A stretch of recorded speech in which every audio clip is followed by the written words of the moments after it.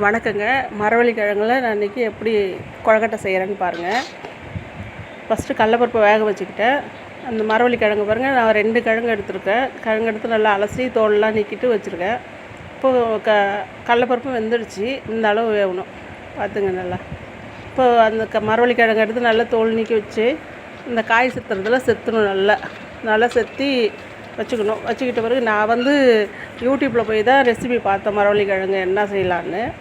ஆனால் அதில் வேறு ஏதோ ரெசிபிலாம் நிறையா போட்டிருந்துச்சு. எதுக்கு அவங்க செய்கிறது நம்ம செய்யணும்ன்ட்டு நான் புது விதமாக சரி கொழக்கட்டை செய்யலாமா அதில் அப்படின்னு யோசித்து நானாகவே இதை ஃபஸ்ட்டு செய்கிறேன்.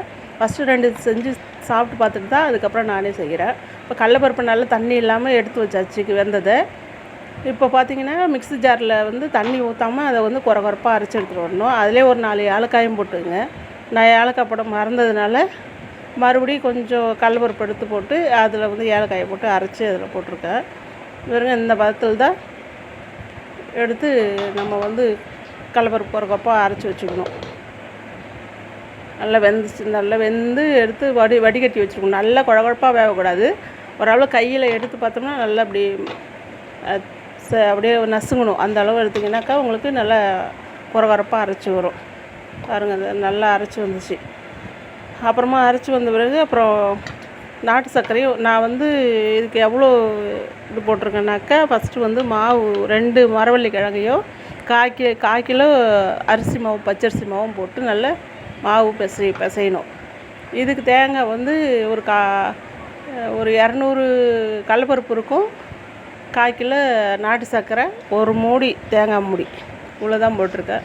அதுக்கு அளவானது இவ்வளோ தான் போட்டிருக்கேன். போட்டு நல்லா கிண்டி வைக்கணும். பாவு காய்ச்சி கிண்டலாம்.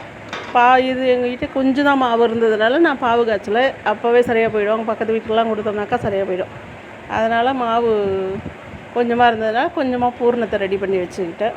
நல்லா கிண்டணும். தண்ணிலாம் ஊற்றக்கூடாது. தண்ணி ஊற்றுனீங்கன்னாக்கா ரொம்ப தண்ணி ஆகிடும். அதனால் தண்ணி ஊற்றாமல் ஒரு கரண்டி எடுத்து நல்லா மாவை நல்லா மிக்ஸ் பண்ணி வச்சுக்கணும். அந்த கடலப்பருப்பு வேகும்போது லைட்டாக கொஞ்சோண்டு உப்பு போட்டுக்கணும். ரொம்பலாம் போடக்கூடாது. உப்பு போட்டுக்கலாம், உப்பு போடாமல் கூட இருக்கலாம். டேஸ்ட்டுக்கு நல்லாயிருக்கும். அதனால் போட்டுக்கலாம். கொஞ்சமாக போடணும், நிறைய போடக்கூடாது. அப்புறம் மாவு பிசையும் போது நான் தருங்க மரவள்ளி கிழங்கு நல்லா காய் செத்துறதுல செத்தி எடுத்துகிட்டு வந்துட்டேன். இப்போ அதை தண்ணி ஊற்றாமல் அரைக்கணும்.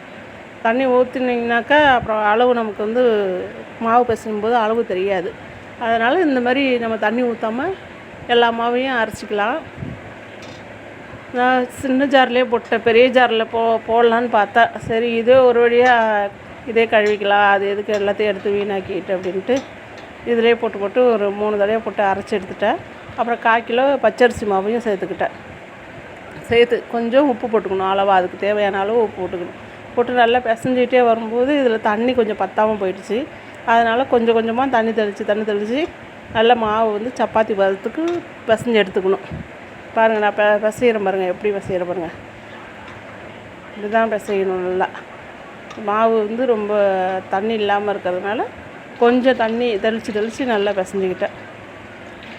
அப்புறம் யூடியூப்பில் போய்ட்டு இந்த மரவள்ளி கிழங்குல என்ன செய்யலாம் அப்படின்னு பார்க்கும்போது வேறு ரெசிபி எல்லாம் நிறைய போட்டிருந்துச்சு. ஆனால் எனக்கு அந்த ரெசிபிலாம் செட் ஆகலை. சரி நம்மளோட இதை வச்சு யோசனையை வச்சு நம்ம செய்வோம் அப்படின்னு சொல்லிட்டு நான் கொழக்கட்டையை செய்யலாம் அப்படின்னு ஒரு 2 கொழக்கட்டையை தனியாகவே முன்னாடியே மதியானமே எடுத்து நான் செஞ்சு பார்த்தேன்.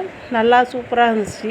மாவு நல்லா அழுத்தமாக இல்லை, எதுவும் இல்லை. நல்லா நம்ம எப்போ நார்மல் கொழுக்கட்டை செய்கிறோமோ அதே போலயே இருந்துச்சு. இதங்க மாவு இந்த பதத்தில் தான் பிசைஞ்சு எடுக்கணும். நல்லா தட்டுற மாதிரி சூப்பராக வருது. யாருமே செஞ்சுருக்க மாட்டாங்கன்னு நினைக்கிறேன். நான் தான் ஃபஸ்ட்டு செய்கிறேன். அந்த மாவில் மரவள்ளி கிழங்குல கொழக்கட்டை செய்கிறேன். புது ரெசிபியாக இருக்குது. எனக்கே ஆச்சரியமாக போயிடுச்சு. அப்புறமா சரி மரவள்ளி கிழங்குல கொழக்கட்டை செய்யலாம் அப்படின்னு ஒரு பிளான் பண்ணி அப்புறம் கொழக்கட்டை செஞ்சேன். பாருங்கள், மாவு எவ்வளோ சாஃப்டாக சூப்பராக இருக்குது. நம்ம ஒரு வாழை இலையை கட் பண்ணி இந்த மாதிரி தட்டி எடுக்கணும். அப்படி கையில் ஒட்டாது. சப்போஸ் ஒட்டுச்சுனாக்கா பக்கத்தில் தண்ணி வச்சுருந்தீங்கன்னாக்கா அது லைட்டாக கையை தொட்டுட்டு அப்படியே தட்டி விடுங்க. மெலிசாக தட்டணும். அழுத்தமாக தட்டினாக்கா நல்லா இருக்காது கொழக்கட்டை. நல்லா மெலிசாக தட்டலாம். நல்லாவே வருது மாவு. நம்ம எப்படி நார்மல் அரிசி மாவில் செய்கிறோமோ அதே போலவே வருது. இதுவும் பூரணத்தை வச்சு நல்லா கேப் இல்லாமல் மடித்து எடுக்கணும். பாருங்கள், நான் செய்கிறேன் பாருங்கள், எப்படி செய்கிறேன் பாருங்கள். அதே போல் மடித்து எடுக்கலாம்.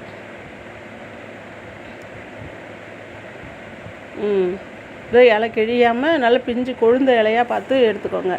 பெரிய முத்துற இலையாக இருந்ததாக கூட அடுப்பில் காட்டி வாட்டி கூட செய்யலாம். அது நல்லா சாஃப்டாகிடும் இலை. எங்கள் வீட்டில் இருக்கிறதுனால நாங்கள் வந்து கொழுந்து இலையாக பறித்து செய்கிறோம். இப்போ பாருங்கள் எல்லா கொழுக்கட்டையும் செஞ்சாச்சு. ஒரு இட்லி பாத்திரத்தில் தண்ணியை வச்சு நல்லா கொதிச்சோடனே அந்த இட்லி கொத்து ஒரு கொத்தை வச்சு இந்த செஞ்ச இதெல்லாம் கொழுக்கட்டையெல்லாம் எடுத்து வச்சு நல்லா வெந்தணும். இது வந்து முன்னாடி மாவு வந்து நம்ம வெறும் நார்மல் கொழுக்கட்டையாக இருந்தாக்கா சுடுதண்ணி கொதிக்க வச்சு தான் ஊற்றி கிண்டுவோம். அது ஒரு ஆவிலே வெந்துடும். இது வந்து பச்சை மாவாக போடுறதுனால நம்ம கொஞ்சம் லேட்டாக தான் வேக வைக்கணும். இங்கே பாருங்கள் வெந்துருச்சு கொழுக்கட்டை. சுடுது எங்கள் பாப்பாவுக்கு. பாப்பா நானே செய்கிறேன். பாருங்கள் சூப்பராக வந்திருக்கு பாருங்கள். அப்படியே கையால் எடுக்கக்குள்ள நல்லா வந்திருக்கு. லைக் பண்ணுங்கள், சப்ஸ்கிரைப் பண்ணுங்கள்.